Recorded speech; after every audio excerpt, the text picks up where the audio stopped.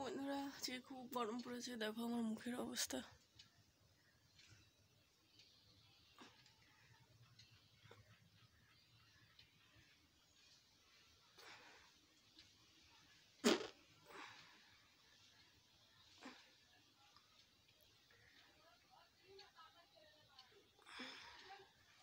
তো পেলে তো আওয়াজটা, এটা পুরো রিয়েল ফাট।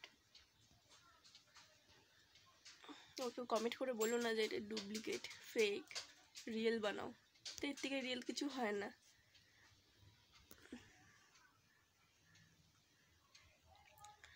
তোমার গরমে ঘাম ঝরে পড়ছে।